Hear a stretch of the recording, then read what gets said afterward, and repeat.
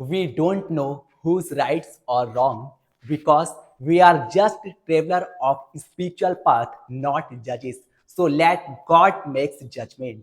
हम अध्यात्म पथ के पथिक हैं, जज नहीं। ये जजमेंट करने का जो कार्य है वह भगवान का है, क्योंकि किसकी कैसी भावना है या वही जानते हैं, हम नहीं।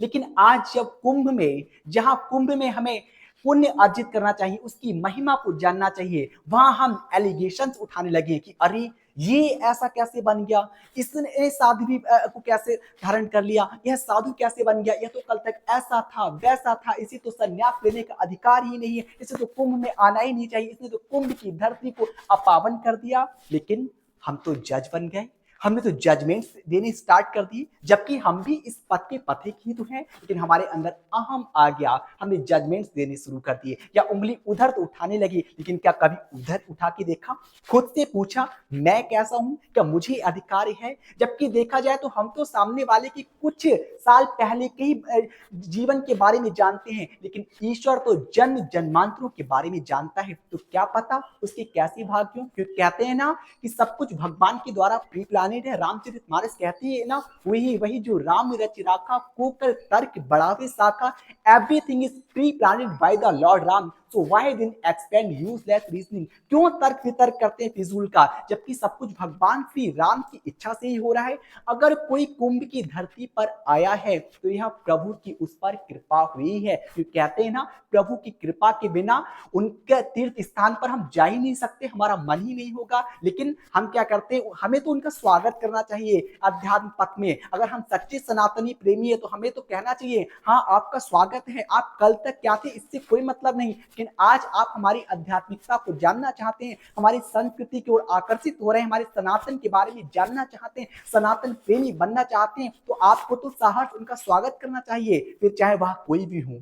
मैं किसी का नाम लेना उचित नहीं समझता, लेकिन आप लोग काफी समझदार हैं, समझ सकते होंगे। लेकिन हमने क्या किया, आरोप प्रत्यारोप करने लगे, एलिगेशन देने लगे कि अरे कल तक तो यह एक्टर थी, यह डांसर थी, ये ऐसा करती थी वैसा करती थी। तो भाई कल तक वह क्या थी इससे मतलब ही होना चाहिए, लेकिन आज तो वह सनातन प्रेमी बनना चाहती है, अध्यात्म के बारे में जानना चाहती है ना, तो फिर आपको क्यों एलिगेशन लगा देते? आपको तो खुशी होनी चाहिए, है ना, आपको तो हर्ष होना चाहिए कि हमारे अध्यात्म के बारे में कोई जानना चाहते हैं। महाकुंभ का जो महापर्व आया है, इसमें कोई हमारी आध्यात्मिकता को जानना चाहता है, लेकिन हमने क्या किया, जजमेंट्स देने शुरू कर दिए। लेकिन जब बात आती है खुद की तो हमें लगता है हम तो बहुत महान है, ऐसे हैं ऐसे हैं, इसलिए अपनी आध्यात्मिकता को पहचाने। कल तक कोई क्या था इससे मतलब नहीं, आज वह क्या है इससे मतलब होना चाहिए। और दूसरी बात कि अरे ये तो मेकअप करते हैं, ये साध्वी कैसे, तो हाँ इस बात को मैं भी कहूंगा कि ऐसे किसी को साध्वी नहीं कह सकते हैं, क्योंकि सनातन प्रेमी कह सकते हैं, अध्यात्म पथिक कह सकते हैं, लेकिन सन्यासी का तो मतलब ही कुछ और होता है। लेकिन दूसरी बात, यदि कोई मेकअप करता है तो क्या सिर्फ वेशभूषा से ही सन्यासी की पहचान होती है? हाँ, क्या भगवा पहन लिया तो सन्यासी हो गए? अरे भगवा पहनकर तो माता सीता को भी हर लिया था रावण ने, है ना, माता सीता भी भ्रमित हो गई थी भगवा देखकर। तो भगवा तो संत की पहचान हो ही नहीं सकती। पहले अध्यात्म का मतलब जानिएगा, अध्यय जमा आत्म, सेल्फ रियलाइजेशन, स्वयं को जानना, आत्म साक्षात्कार करना, अपने बारे में जानना, अपने आत्म का दर्शन करना ही अध्यात्म है। यदि कोई कुंभ की धरती पर आया है सेल्फ रियलाइजेशन करना है तो उसे करनी दीजिएगा ना। उसे इस तरह से क्यों टॉर्चर किया जाता है कि उसका मन आपके अध्यात्म से हट जाता है और फिर एलिगेशंस लगने लगती कि यार इस धर्म में ऐसा होता है वैसा होता है।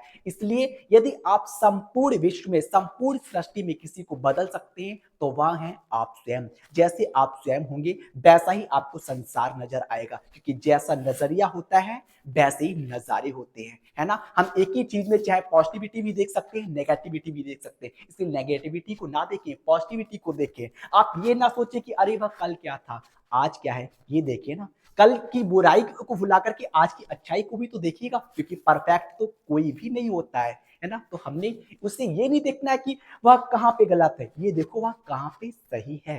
एक्चुअली क्या होता है, एक बार एक हस्बैंड वाइफ दोनों अपनी डायरी लिख रहे होते हैं, तो हस्बैंड डायरी में लिखता है कि मेरा एक्सीडेंट हो गया, मुझे चोट आई, मेरा इतना रुपया बर्बाद हुआ, ये साल मेरे लिए बहुत बेकार गया, मेरे बच्चों की पढ़ाई भी रुक गई, मेरी बेटी की शादी तय हो गई थी, वो भी पैसों की वजह से कैंसल हो गई, नहीं हो पाई। मतलब पूरी तरह से ये साल जो है मेरा बेकार गया। वहीं उन महोदय की श्रीमती जी की डायरी लिख रही होती हैं। अब उनकी डायरी को पढ़ा, देखा जाए दोनों हस्बैंड वाइफ थे, दोनों की लगभग प्रॉब्लम सेम ही होना चाहिए। क्यों? क्योंकि उनका पैसा, उनके बच्चे, उनके पैसे, उनका दुख, उनका सुख, है ना? लेकिन हमारी सोच से नितांत परे बिल्कुल अपोजिट थी इन दोनों की डायरियों में लेख। जहां उन्होंने एलिगेशन दिए, भगवान पर आरोप प्रत्यारोप किया, जहां उन्होंने शिकायत की उनके हस्बैंड ने, वहीं उनकी वाइफ शुक्राना कर रही थी। जहां उनकी डायरी में नेगेटिविटी दिख रही थी, वहीं उनकी डायरी में पॉजिटिविटी।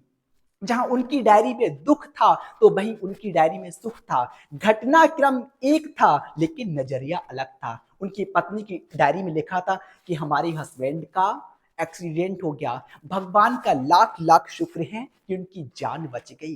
बेशक पैसा गया, लेकिन हमारे हस्बैंड सुरक्षित हैं, उनकी जान बख्श दी भगवान ने। बहुत बहुत भगवान का धन्यवाद।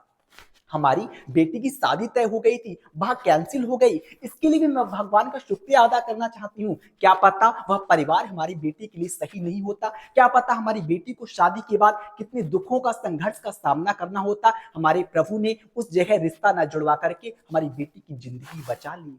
कहने को एक ही घटना है, लेकिन नजरिया अलग अलग है। इसलिए हमने ये नहीं देखना है कि अरे ये इंसान कैसा है। आज देखा जाए बहुत सारी पोस्ट आ रही है, हर कोई यही कह रहा कि अरे इन्होंने ऐसे सॉन्ग पर डांस किया, इन्होंने ऐसा किया, वैसा किया, ऐसे कपड़े पहने, वैसे कपड़े पहने। हाँ ठीक है ना, कल तक क्या किया? अगर आज कोई समझना चाहता तो उसे समझने दीजिएगा ना। जब भगवान समझने का अधिकार दे रहे हैं, जब भगवान ने खुद उन्हें बुलाया है, तो फिर हम और आप कौन होते हैं एलिगेशन लगाने वाले? हम और कौन होते हैं किसी पर उंगली उठाने वाले?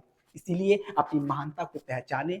जब कुंभ में ऐसे महापर्व में हम पुण्य अर्जित करने जा रहे हैं, तो किसी भी तरह से कर्म से, विचार से कोई भी अधर्म का कार्य ना करें, कोई भी हम ऐसा पाप अर्जित करके ना लाएं कि हमें फिर पछताना ही पड़े कि गए तो थे हम भलाई के लिए और अपना बुरा करके लौटे। इसी के साथ मैं अपनी वाणी को यहीं पर स्थित करना चाहूंगा। धन्यवाद।